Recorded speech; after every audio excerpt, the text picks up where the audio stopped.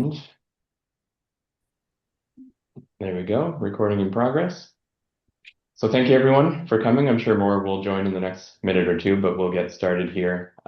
We have Rekha Menon from the Pension Office in Toronto, and she has a presentation about the General Synod Pension Plan that we're all looking forward to hearing about. And she said it's good news, so that's great. Always good to hear.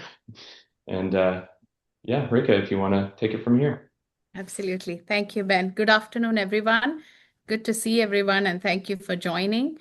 As Ben mentioned, I am with the pension plan, and I have happily been with the pension plan for 14 years now. So, moved to Canada. This is my first job, and I stayed. I'll share my presentation. Let me know if you're able to see the screen. Are you able to see the screen? Yes. Okay. Yeah.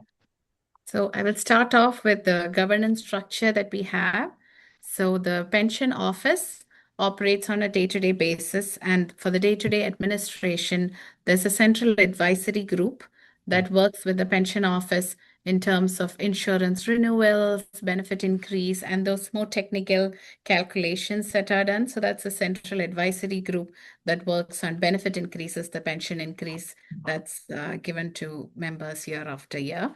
There is a continuing education plan unit that supports the pension office as well. We have Bishop Stephen Andrews, who has been a diligent member of that committee for more than a decade now. So thank you, Bishop. And, there is also the Board of Trustees that the Executive Director reports to, along with the Pension Committee that meets twice a year. And any changes to the canons, regulations, benefit increase, recommendations for pension improvements are all finally made to COGS and approved by COGS and General Synod. The Pension Office Corporation is the organization that I lead, and it's responsible for the day-to-day administration of not just the pension plan. So we usually in presentations talk a little bit more about the pension plan, but I always say that the pension plan is taken care of by the pension office, the trustees, the pension committee, and the investment managers.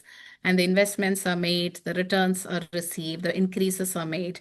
So the member does not have any specific decisions to make, during the time they are active. And once they retire, they get the pensions. But for the other plans like LTD, the employee benefits program, and the continuing education plan, I would like to spend a bit more time because these are some of the plans for which you do have benefits.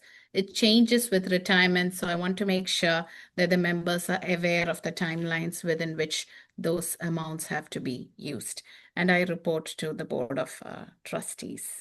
Okay. So in terms of the pension office, what we do is, this is the office that maintains all the member data for all the diocese participating employers across Canada. We have member data for every member, which is what is used for sending out annual statements to every member, active member every year. The retirees and inactive members get it only every other year, and that's as per legislation. So last year was a year where every member got a pension statement at the end of June, but this is the year where only active members receive the same. The office is also responsible for LTD. The first few months, the first 18 months, it's self-insured. What it means is it's administered by Oncidium, which is our partner for adjudicating claims. But the pension office plays a very important role in the, with the LTD claims, the member forms, and all that during that period of time. This way in which the LTD is designed is exclusive to our plan, and this is not seen as much across Canada these days. I think most organizations like to have a fully insured plan, but we feel that the first few months for an LTD claimant is the hardest time when they have to fill these forms, make sure that the doctors also complete these forms. So we make sure that we literally hold the hand of the member till they get into the process and make sure that if any communication is required between the adjudicator and the employer and the doctor and the pension office, we do get involved in order to ensure that members who are facing hardships during that time get a bit more help and support, because we do believe that that's the kind of care that the members need, especially when they go through such life changes. And then we also administer any changes to plan design and also the Manulife benefits. What this means is the pension office is responsible for negotiating with Manulife, which is our benefit provider, but each employer or each diocese chooses their own benefits. So depending upon whatever benefits they've chosen, you will receive those. And if any changes are to be made to those, then we have those discussions with the employer to ensure that the member receives the benefit of those changes. We also ensure that we comply with the legislation. We are responsible to ensure we comply with Income Tax Act, Pensions Benefit Act, and we also report to our pension regulator, which is the Financial Regulatory Services of Ontario. So what a pension plan is a target benefit plan. So it was at the beginning of the year that we finally were able to have the documents in place to call ourselves one. There's no change to the active members or the members who are retired or the way in which they get pensions. A target benefit plan is a plan that's based on a preset formula. And this formula is arrived at along with discussions with the actuary. And in the upcoming pages, I'm also planning on showing how this calculation works and what the member actually gets when they retire. I think it's important to see how the calculation works over the years. And that's why it's a preset formula, and we call ourselves a target benefit plan. It was established in 46. And we have all the diocese, church-related organizations.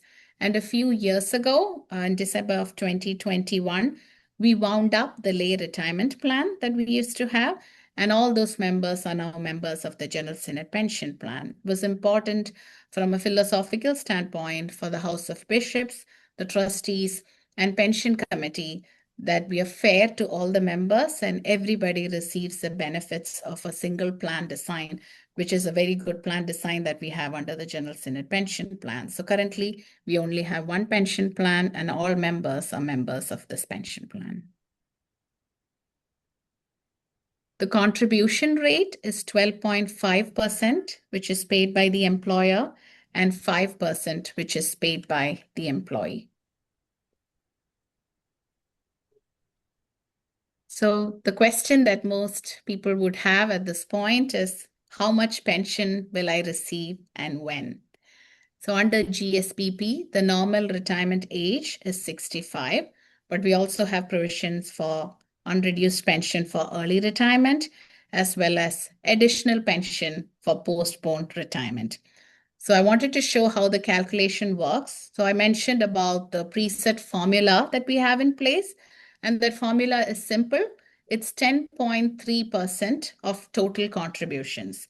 So in your case, it is a contribution for the employer, which is 12.5, and the employee, which is 5%. And the 10.3% of that total is what your pension is, along with the pension increases that are provided year to year. I will also talk a little bit about how pension increases work. So we want to make sure that we provide reasonable increase whenever we can afford them. And the plan is currently funded at 125%. What this means is we have above and more in order to fulfill all the promises that we have made to the members. So when we have that additional, we don't want to hold back to the additional. We want to give it in the form of increases, while also making sure that we look at the projections for the next 15 to 20 years in order to ensure that even if we give that increase, we are funded at a stage where we can continue comfortably forward. So this is a simple example. I've taken member earnings of 50,000 salary as an example to show how it works. So on that 50,000, the total contributions that the members would get, that includes the employer as well as the employee piece, is 17.5% of 50,000, which takes it to 8,750. So that's the contributions that you have for year one. On top of this, the pension that's earned is 10.3. So that's the percentage that the preset formula that I spoke about, that's also added to this contribution in order to calculate the pensions for year one. And I have to say that that percentage is one of the higher percentages that you will see for pension plans across Canada. So what you have to remember that the amount that you see here is only for year one. So it says that if the member works for 1 year at 50,000 at this contribution rate, their pension is $75 beginning at age 65. But what you have to remember is members work for more years, not just 1 year. So as and when the number of years of service increase, that increases too. And this is also, we have to remember salaries increase over time and pension benefit percentage also changes, that we've given different percentages from 5 to 9 to 4 over the years, depending upon, markets. We like to make sure where markets stand, what are the things going on in the market that's causing a little bit of fluctuations these days. But the goal is to ensure that we provide some increase every year. So this shows the increases that were granted since 21, beginning with a 5%, 9, another 2, 3, 4. And for this year, COGS is yet to happen, but I think I can share now here at this point because the recommendation of the pension committee to COGS was sent by email. COGS is only meeting, I think, the 2nd, 13th to 15th of June, which will make it, which is not a right time for us. We want to make sure that when we send out the newsletters, of which we are already done with the printing, we want to make sure that the members know. The reason why we want the members to know that there is the 2% increase is all active members will begin to collect and accumulate it along with the pensions that they're earning year after year. But all the retirees will see this 2% increase effective July 1, which is next month. So in the pensions that they receive, they will see this increase. And we wanted to make sure that the members are aware about it and we are able to communicate that by way of newsletter. So we did an electronic motion for the Council of General Synod and got that approved. I did mention that the normal retirement age is 65, but there are members who want to continue working. One thing I noticed is there were several members who postponed their retirement when COVID happened. It was good in a certain way because it gave them the opportunity to know that work can also be done from home. They have that flexibility. So a lot of people enjoyed that, being at home, going to work once in a while and having that balance and being able to work for a few more years.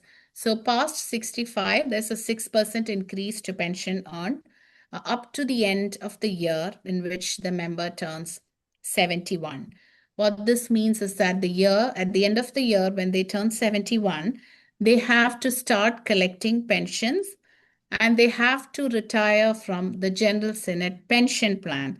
I also want to repeat that what this means is they have to retire from the plan, but they don't have to retire from work. So no more contributions will happen to the pension plan for the from the employer side or the employee side, and the employee has to start collecting pension. But this does not mean that you have to retire, because that's a question that I get when I retire from pension plan. Am I being asked to retire from work? No, you can continue to work if you would like to, but according to the income tax rules, you have to retire from the pension plan. And early retirement also, depending upon the number of years of service, the normal form is there will be a reduction per month, same 6% increase annually, similarly 6% reduction annually for early retirement before 65, unless you have the 35 years of service in the pension plan. If you have that, then you are entitled to have an unreduced pension in the General Synod Pension Plan. There are a few members across the country that have that 35 years in the pension plan that enables them to retire prior to 65 with unreduced pension. And then the next one is a normal form of pension. It talks about the 60% survivor benefit or the 100% survivor. What this means is that the member can choose to get 60%, take a slightly reduced pension so that the spouse will also have the same amount. But if the member decide to take the 100%, they decide to go for the higher amount, then there will be a slight reduction for the spouse. So that's the 60%, 100% joint survivor benefit, depending upon the choices that you make. You can either have the same amount for yourself and the spouse, or you can have a slightly higher amount for yourself and a lesser amount for the spouse. The calculation is an actuarial calculation at the time when you let us know what those choices are. And a lot of people make those decisions based on their health situation and what they foresee, how things are going to be in the future.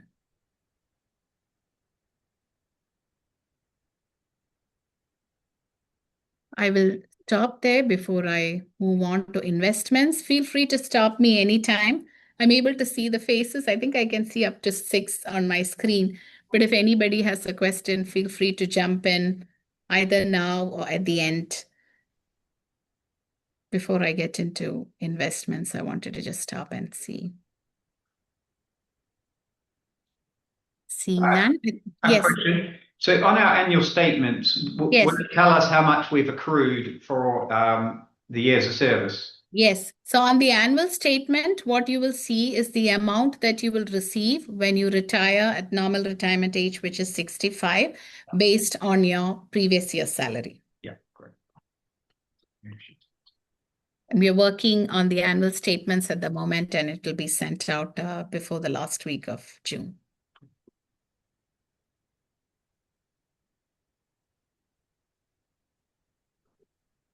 So I will move on to talk about our investments. I have to say that we are in a very strong position when it comes to investments and how it is managed, because we have an asset mix committee that consists of professionals. These are investment managers, people who have been in the investment business during their day job career, but still give us their volunteer time in order to ensure that the pension plan is effectively managed. So both the trustees and our asset mix committee, we have professionals who are investment consultants, and that's what they do on a day-to-day basis. So during the time of COVID, especially, the asset mix committee made sure that they met every month, if not more, because we wanted to make sure that we take into consideration the effects of news, how markets are moving.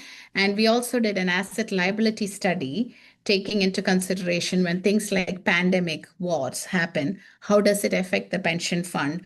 What are the kinds of assets and strategies that we need in the mix to know if one strategy is not performing very well a certain year, then there are other strategies that outshines that year, so that we have a balanced portfolio and we are able to ensure that the monthly pension payments are provided on a timely basis. So that was managed really well during the time of COVID, I have to say, because that was the time where most pension funds faced a dip in their total portfolio. I think we did pretty well, and our dip was minimal, and we did not feel the pain of any of the changes that was happening in the outer world, because I think we were able to provide that financial security. And all our investment managers, we have various strategies. We have public equities, infrastructure, real estate, and across all the fund managers, they're all signatories to the union affiliated principles of responsible investment. And what this means is that we don't directly invest or buy pick stocks. We have the fund managers, and it's important for us that they have signed on to this. These are the principles that shows that money is being invested responsibly, and these are UN principles to which a lot of organizations also sign up, but we have ensured that all our fund managers have signed up to this to ensure that the monies that we are giving them is being responsibly invested. And I'm very happy. Yes. On that. Does that mean ethical investment? Yes, ethical investment. So that Ethical investment, sustainable investment, okay. diversity and inclusion. And examples would be some of the questions that we ask our fund managers. Say, for example, they are invested in a particular organization like Walmart in the US. Yeah. Then we may question them that Walmart in certain areas may sell arms and ammunition, or are they aware of anything? Because it's not a specific exclusionary list, but we have said to all the fund managers when we pick them, what we make sure is they're not invested in gambling, pornography, child labor, and all these things are very important to us. So Yeah. we have these discussions with the managers, but we also want to make sure that those managers are having discussions with the companies that are actually that they're invested in. Yeah, so these are principles that ensure responsible ethical Okay. investment. So that also means we won't be invested in defense or warfare companies also. What about oil and gas companies? Oil and gas, we do have that. So I know that there are some dioceses that has divested from fossil fuels, Yeah. and the Responsible Investment Task Force of the General Synod, when they had these discussions on how money is to be invested and all that, had mentioned that they acknowledge the fact that the pension fund is managed responsibly by the Board of Trustees and the pension committee, and that we do our due diligence on a day-to-day basis with these fund managers, but we have not been directed, or the General Synod does not provide any specific directions to us because it's managed by the trustees Okay. and the pension committee, and we also have a fiduciary responsibility to ensure that we get good returns to pay pensions on time. Okay. Thank you. I'm very happy to say that over the past 10 years, the average return has been at 8.3%, which is a very good rate for a pension plan. I wanted to talk about some of the administrative matters. The retirement is always on the first of a month. The only reason that we say this is we want to ensure that there is absolutely no gap between salary and pension. We want to ensure that members, when they retire, they get salary for the entire month, and beginning the next month, they receive pension. So in order to encourage that, we say it's the first of a month. And as soon as the member knows that they're ready to retire and that time has come, if they let the diocese and the pension office know, then we can make sure that all the paperwork is done and in place, and you can get the pension amount exactly when you retire that same month. And I did mention about the LTD. I wanted to say that it's not available for contract staff of less than 12 months. But once they cross the 12 months, then they do have LTD benefits as well.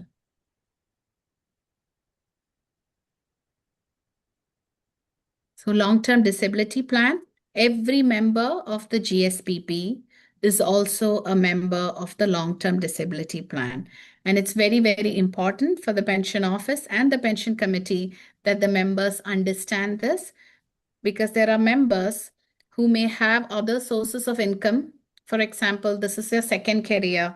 They have other sources of income, other pensions, who may apply for exemption to participate in the pension plan. And these exemption requests go to the pension committee. But even before it goes to the pension committee, what we do at the pension office is to make sure if the member is below 65 years of age, to reach out to the member and find out if they are aware of the long-term disability plan also that they would lose if they get an exemption from participating in the General Synod Pension Plan.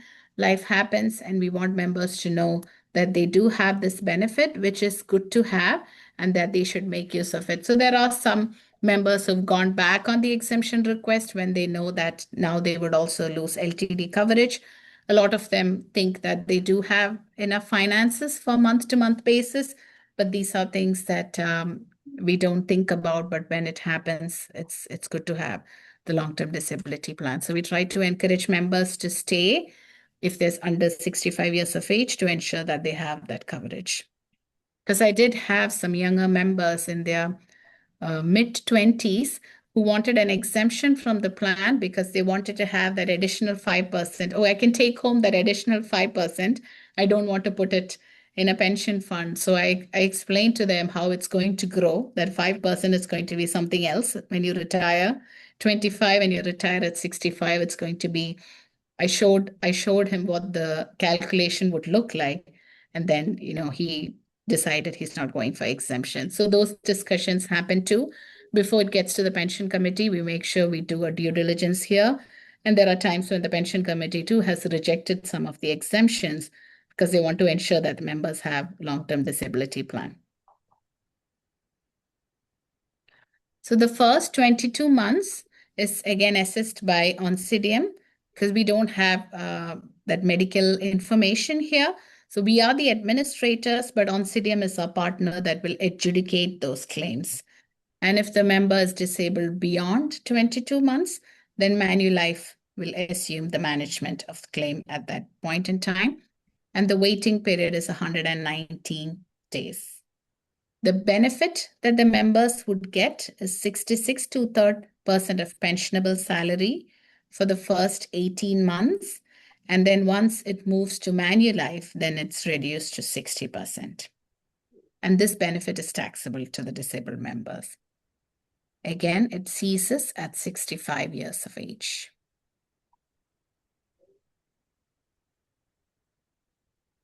Want to move on to the continuing education plan. This is the one plan that I want to make sure that we spend some time, talk about it. If you have any questions now or after, feel free to send them to me or the continuing education plan administrator. We have an administrator at the pension office. Her name is Sonia Bernard, and this is what she does exclusively. Answer questions. Sometimes members have questions on what can be claimed, what cannot be claimed. So this plan or this benefit is fully sponsored by the employer, and the employer contributes $900 per member per year. And the assets are currently sitting at 9.7 million. So the CEP is also invested. The money sitting with CEP is also invested by one of our fund managers. The name is PHNN. And we want to make sure that there is enough money in there when we give different benefits. Like we've increased the number of sabbatical grants over the years. We've increased the amount of sabbatical grant over the years. So that is what the money is used for. And another usage for the money is the salary source account, which every diocese has access to, and it's used for funding conferences or other employer activities that employers may do for members as a whole. Yeah, a question on that too. Does Yes. that mean that every year we can access $900 for each person for CEP? Yes. And So I it know is it's paid at 75% of the claim, isn't it? So you've got to yes. claim it. Yes, and then there is another bonus for use that some years it's 10, some years it's 15, but we want to make every September, the continuing education administrative unit, they sit together to discuss. So it's 75 plus, even if you apply for 75, when you receive it, it's plus the bonus for use, which is 10 or 15%, depending upon the year in which you apply. But that $900 is exclusively the members' money. Yeah. So it is for the members' use. It's not any event that the employer sponsors or does. It's exclusively for use by the member. So it sits in individual members' account.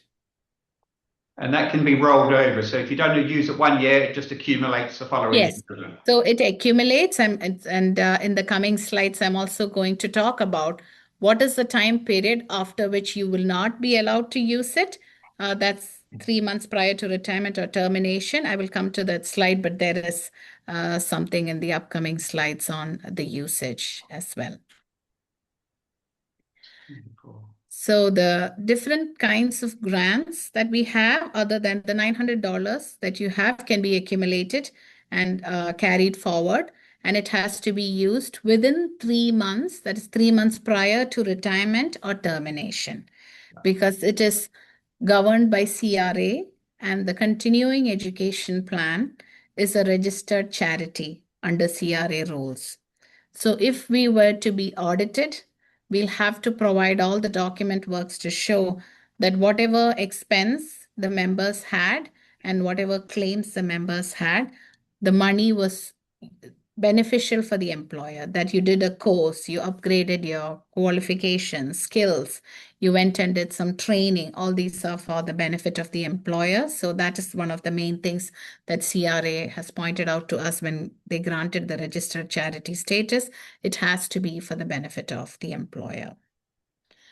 So the sabbatical grants, we are currently budgeted for 20 grants of $5,000 each. Again, I want to say that we never reached that target of 20 grants. Most of the years we sit between 15 to 17 of that grants. And the committee has also agreed we do have the funding. So if we receive a 21st application for a 21st grant, we will be giving it. We do have funds that we can provide. We budgeted for 20 grants based on the number of applications that we see, and it's somewhere between 15 to 18 each year. But it doesn't mean that we stop at 20 and cut off the 21st one. The goal is to be able to provide to more members if there is a take-up and interest. And it's 8 weeks of continuous leave, so that's one of the requirements for the sabbatical grants. I will also touch base on some of the other grants. It's disparity grant. Disparity grant is again based on location. And if you are away from an education, it's hard for you to get to a school. It's hard for you to get to somewhere. So you can apply for these grants, which provide some sort of supplement. What happens with these grants is you have to show that you have also applied for other provincial grants that are available for education as a support to show that you are somebody that would like to take advantage of the disparity grant.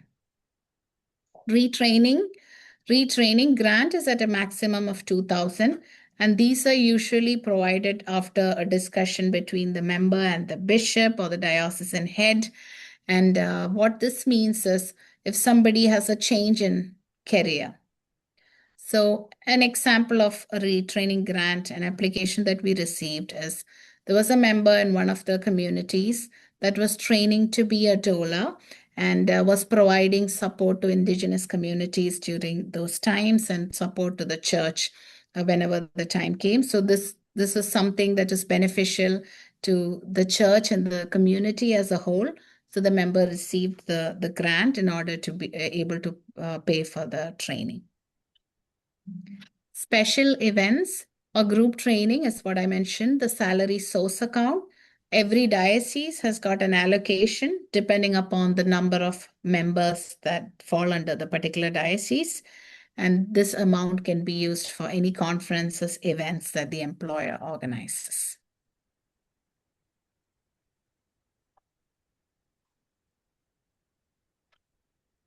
So some of the other things that I wanted to include is non-stipendiary clergy and lay can also join CEP.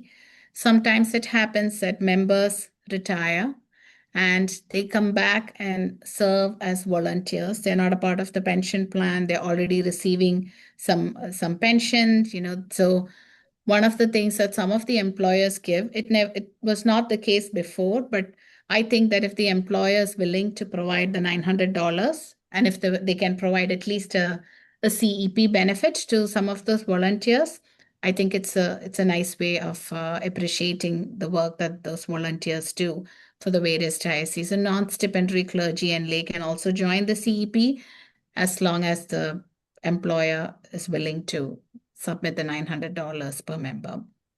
And any expense, again, I said that with 3 months within termination or retirement is when you have to apply. After that, it cannot be reimbursed. So for the members who are retiring and who are thinking about retirement in the next few months, I would like you to think about the amount that you have in your continuing education plan, because sometimes some members just, in the ministry and the service that you're involved may not be thinking about themselves, maybe thinking about everybody else. So I want you to remember that this is also a time to think about yourself and look at the balance that you have and make sure that it's used. And all claims have to be submitted within 12 months in order to ensure reimbursement is received, and all receipts have to be provided to indicate that the expenses have been made. So this talks about how the CEP account is managed. I mentioned that it's $900 per year for each member. So what we do is when a member retires, we hold the money in their account for 12 months. The reason for doing so is, especially in case of members for the church, clergy, sometimes they come back to another diocese within that period.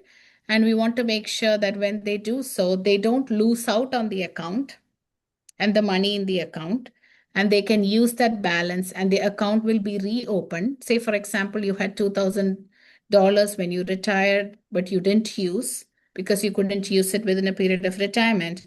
And 6 months from the date of retirement, you happen to join another diocese, another participating employer within our plan. At that time, your account will open up with that same $2,000 and it'll continue. Then you'll be able to use that amount that sits in that account. And after 12 months, it'll be closed. So benefit administration, any change that happens, we send a weekly file to Manulife. Births, new children, marriage, any change that happens in your life, please make sure it's communicated to the pension office and not to Manulife, because the pension office sends all these details to Manulife. This change happened when we have these portals where you can put the claims through and it gets approved overnight. Like if you're having any issues, you can always let Yvonne, the pension office, know. So Yvonne NG is the manager for pension benefits. So if you're having any issues with Manulife where claims are not, claims were rejected, you tried calling to Manulife, nothing happened. So you can let Yvonne know. Yvonne took over from Margaret, who retired after 43 years of service with the pension office. Just want to make a quick note that we are, as a diocese with Blue Cross, we have the separate benefit plan. Okay. Yeah. Thank you.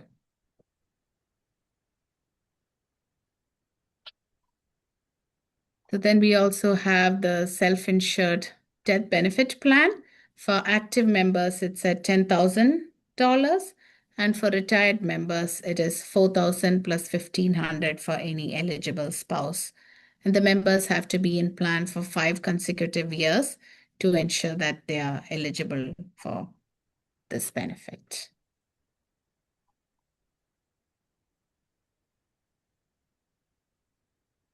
So the group life insurance, again, Ben, is it anything different that you have, or do you have any add-ons? No, I believe we have the same coverage yet through Blue Cross. Okay.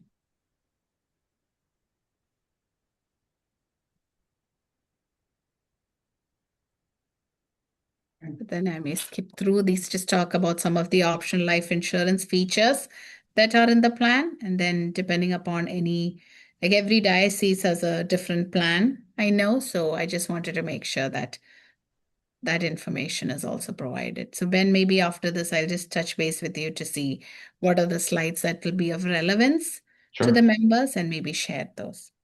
Thank you. So the health coverage for health, dental, vision for anybody that's going through the pension office is through Manulife. That's Blue Cross. Yeah. And for the diocese, Fredericton, it's Blue Cross. Yes. Okay. So that is my presentation. Okay. Great. Thank you so much. We have a few minutes for questions if anyone has any leftover questions after that. I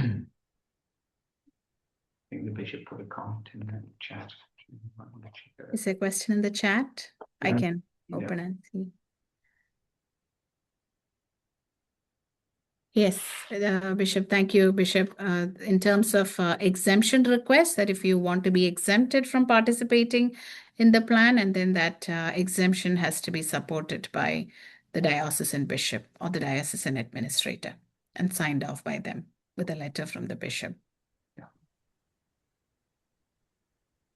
The other thing maybe to mention about the sabbatical Yes. is that in applying for a sabbatical, there's, as Rekha said, there's you can receive up to $5,000. But you'll also have to use your accumulated continuing education balance before you access the $5,000. So actually, the total amount could be more So the than total amount could be more. So say, for example, you have 3,000 at CEP and another 5,000 for sabbatical. So when you apply for the amount, the 5,000 comes from sabbatical and then whatever balance that you have in CEP. So sometimes it is sabbatical spread over months. 5,000 is not sufficient, but you also have the CEP balance. Thank you, Bishop. That's good. That's a good point. Okay. Well, thank you very much, Rekha. Thank you. Very Thank you, helpful. everyone. And we'll send or we'll post this on the website where we post all the recordings for Synod Commons. But yeah, thank you, Absolutely. everyone. Absolutely. And I can send you some slides based on what would work for everyone. Okay, That applies to everyone. great. Thank you very much. Thank you. Have a good day, Thanks. everyone. Bye. Bye.